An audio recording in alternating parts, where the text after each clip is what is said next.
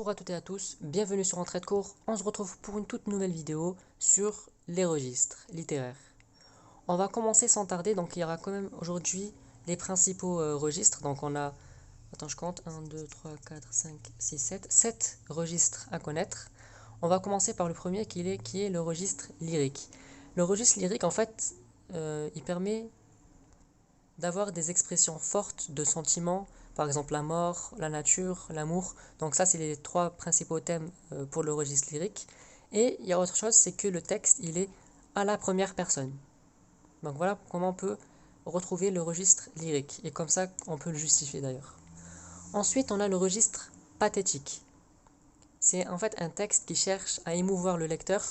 Et donc, une fois que le lecteur il est ému, il doit avoir des sentiments de pitié et de compassion.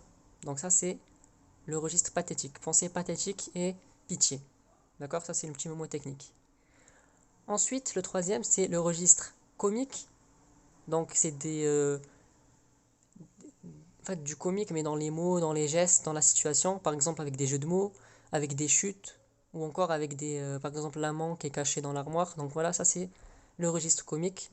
On va dire que c'est un peu le délire des gens d'avant.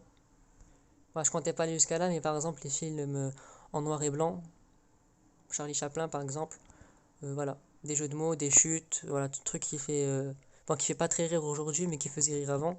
Donc ça, c'était pour le registre comique. Ensuite, on a le registre satirique. Cette fois-ci, c'est pas comique, mais enfin, ça peut être comique, mais en critique. On se moque soit d'une catégorie sociale, soit d'une catégorie professionnelle. En gros, on se moque, mais méchamment. Ensuite, on a l'ironique, donc qui est faire entendre le contraire de ce qui est énoncé. Et ça joue pas mal sur le second degré. À ne pas confondre entre le comique, le satirique et l'ironique. Faites bien la différence.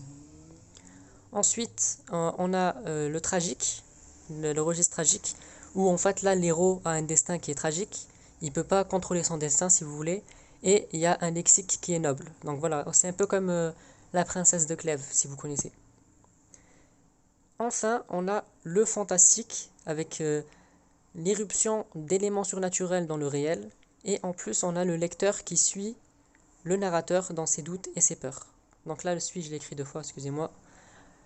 Voilà, j'ai vu une étourderie, mais voilà. Donc c'est des éléments surnaturels qui font irruption dans le réel, et le lecteur qui suit le narrateur dans ses doutes et ses peurs.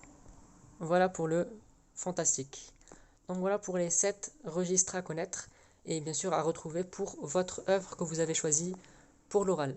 Voilà, voilà. Bon courage à vous.